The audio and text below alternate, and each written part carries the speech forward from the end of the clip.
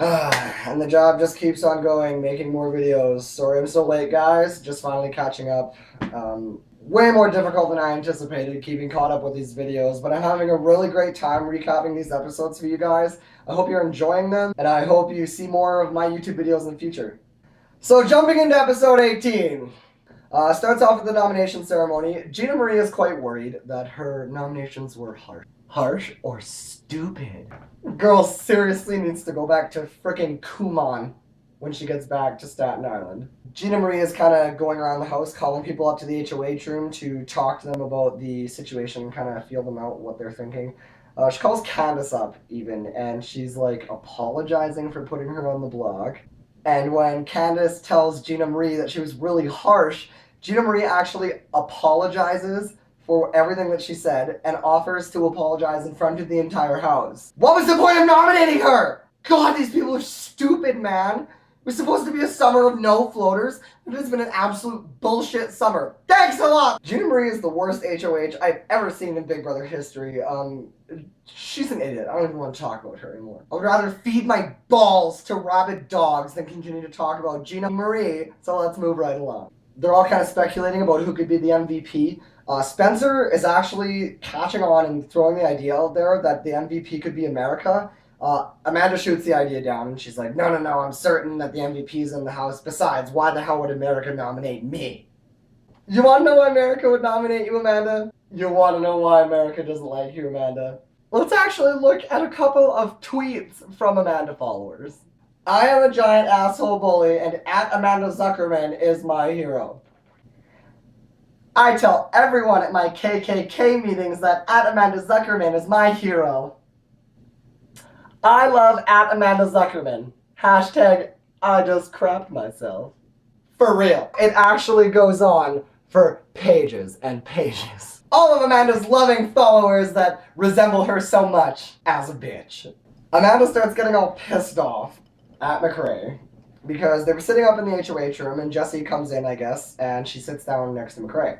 Not a big deal. In the normal world, keyword normal. And Amanda starts getting all like, she reminds me of like a 14-year-old. She's like, McRae, come sit next to me. And he's just kind of like, nah. So she gets really fucking mad and leaves. So McRae knows that he's done something wrong because obviously when a woman says nothing to you and leaves, you're in some sort of trouble. So he follows her downstairs and checks out the situation, what's happening. She's mad because she feels that she has to compete for his attention. When Jessie comes and plops her ass down next to him, apparently he needs to pop up off of his chair and run over and sit in Amanda's lap and like spray pheromones to mark his territory on her, because she's obviously insecure. McRae just looks like he's harshly reevaluating this showmance with Amanda. She's kind of turning into this huge sinking ship because she has a giant mouth that she doesn't know how to shut. He's even saying that his showmance with Amanda reminds him of a lot of his past relationships. Which, if you think about it, is sad because she's like how many years older than him? MVP nomination ceremony comes around and Amanda is the MVP again. Go figure, Amanda. It's totally blaming Judd for being the MVP. He doesn't even realize this, but just the paranoia of the game is making his situation a lot. Amanda asks Gina Marie to her face, if you win the power of veto, will you use it on me to pull me off the block? And Gina Marie says yes. Aaron gets really mad and gets up and leaves. She's pissed that Amanda is behaving so rudely after she basically controlled her HOH for an entire week last. She did her a favor, and Amanda's not at all, so that pissed Aaron off. McRae kind of calls Amanda out on all of her pushy gaming, I guess you could call it. Tells her to stop asking people if they would use the veto on her. McRae points out to her that just as much as Amanda and McRae are a pair, Gina Marie and Aaron are a pair. Being a power couple doesn't necessarily mean you have to be in a relationship. It can definitely mean two guys. Will and Boogie were a power couple, and look at how well they did. She actually starts screaming at him, saying that a power couple is different than a showmance. I don't see how. Having somebody on your side who you could automatically count on to vote exactly how you vote is a huge advantage in this game. And being a power couple or showmance doesn't make a difference. You secure the votes. The game is about votes. It's not about who's in a fucking showmance.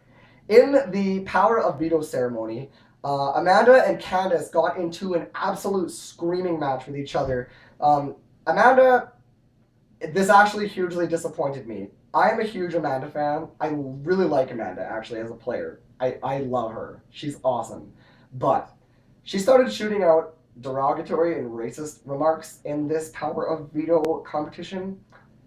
It really puts her in a completely different light. And this is probably what's putting her in a bad position with America when they have the MVP power.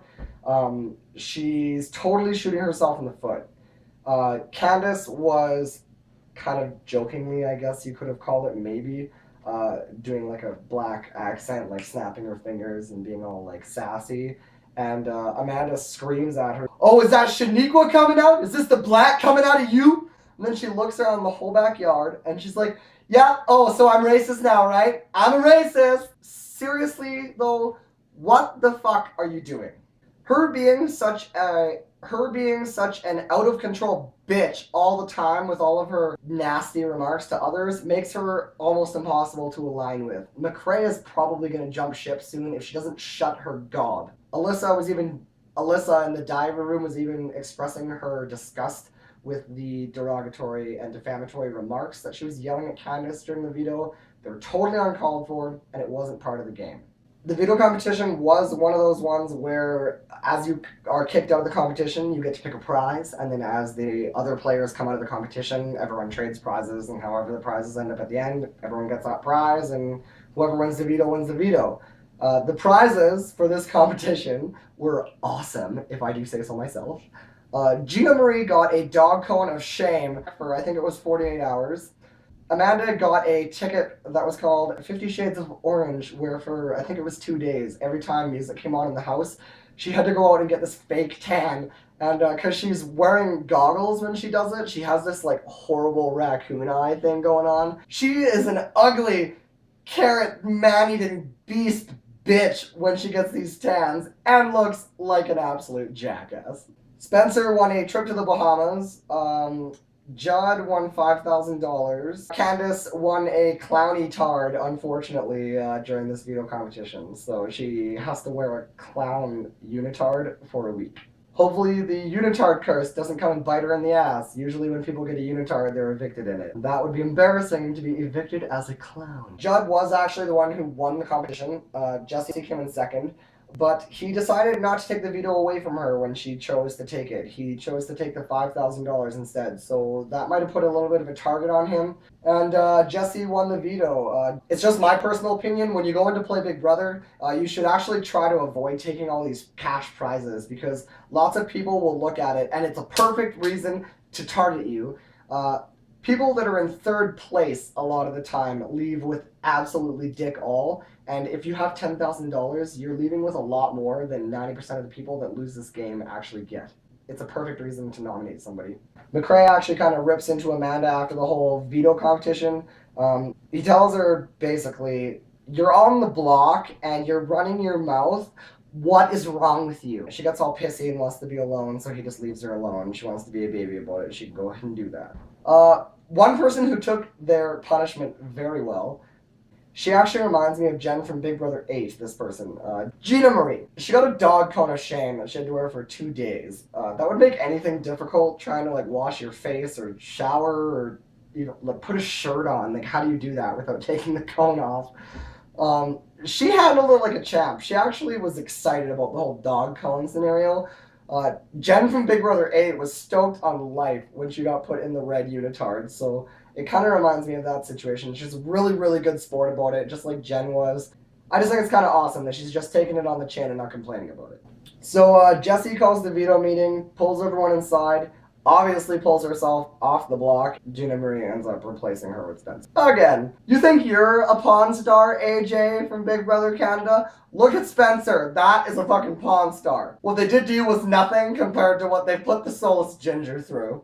Kind of looking like a predictable eviction. They always talk about flipping the house on Amanda, but they never do it. So Candace is probably going to be evicted in the next episode. Coming back for episode 19. It's a double eviction. We'll recap that for you guys and see you then. Ciao.